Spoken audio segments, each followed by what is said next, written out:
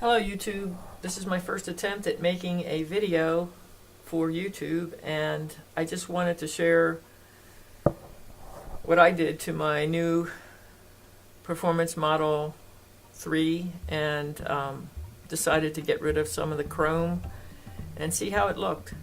Wasn't going to cost me much and it was kind of a fun project, so here I go. First thing I did was I ordered materials off of Amazon. I wore gloves and I ordered a kit that had the smoother, the knife, and I also ordered a 2-inch by 75-foot roll of 3M 1080 tape. I got a bottle and mixed isopropyl alcohol and water and used a clean microfiber cloth. Soaked the cloth and I cleaned the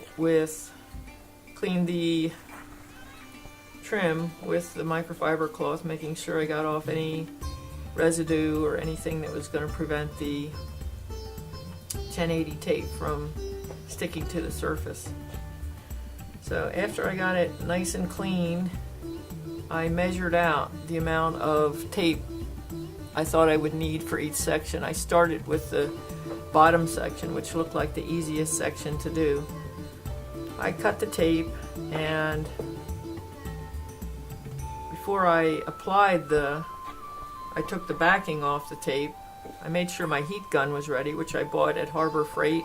It was a relatively expensive heat gun, so I think it cost $20-some, but it was very valuable when it came to heating up the tape and getting some of the bubbles and wrinkles out of it.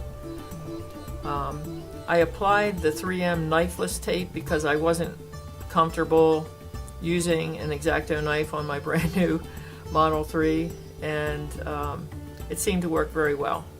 As long as you leave 4 or 5 inches on each end, it's going to work out for you, as opposed to using a X-Acto knife, which for me was a little bit scary. So here I have applied the knifeless tape to the top section of it because the bottom section is pretty straight.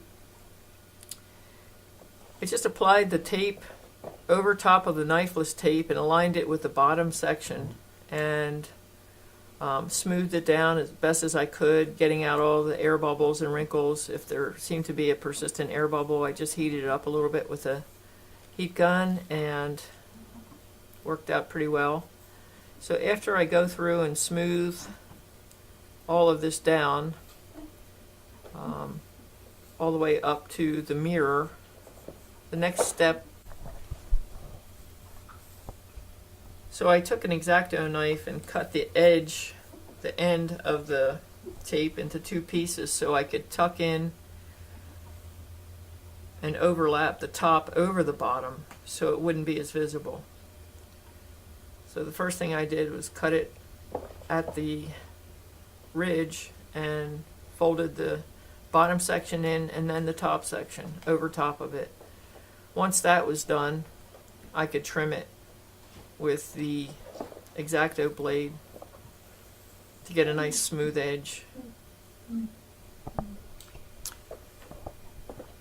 When that was done, I used the tool I had, either with the fabric end, which was the safer end to use, and if that wouldn't fit into the groove, I turned it over and used the plastic end carefully to tuck it in all along the bottom edge.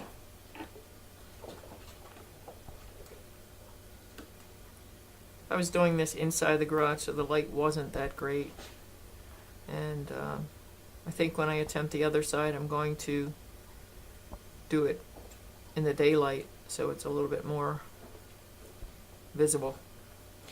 Here I am pulling the knifeless tape to get that nice clean edge on the top, and when that's all done, I do the same thing on the top to tuck it in by the rubber seal.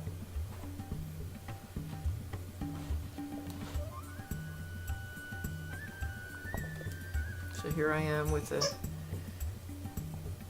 Velcro part of that, and just tucking it in the same way I did on the bottom, going along and smoothing it out. If I have to heat it with the heat gun, I'll do that a little bit, but it's a fairly easy process as long as you're patient and you can just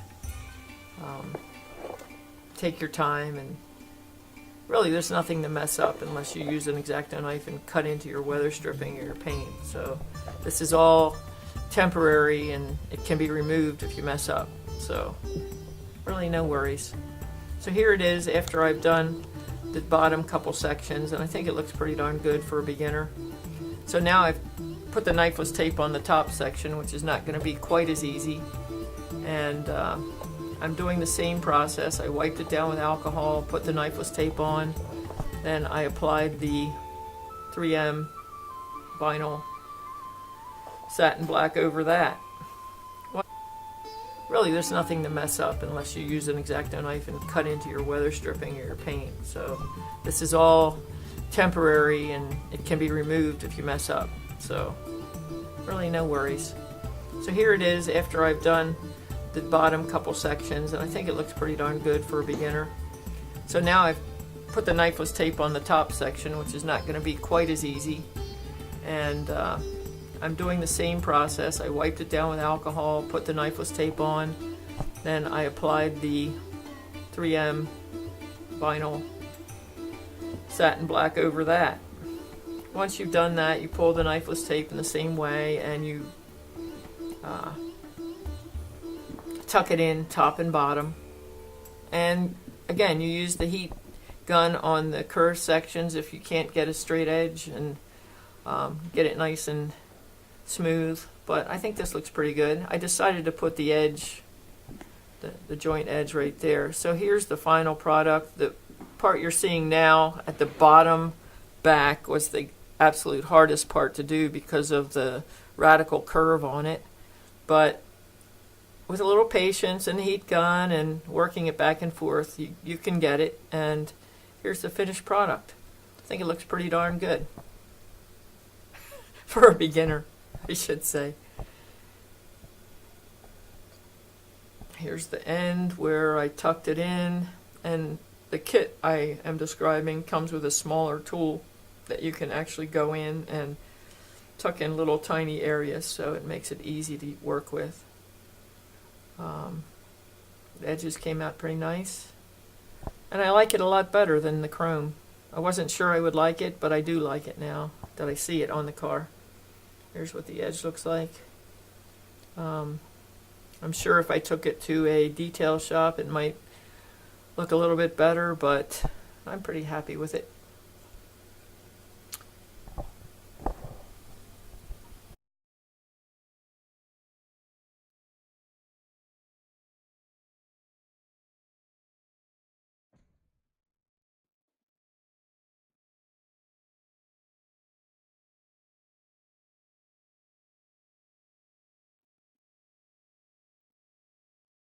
Now this is the section that was kind of difficult to do just because of the curve, and you can see if you look closely the seam, but it's pretty hard to see, and pretty happy with the way it came out.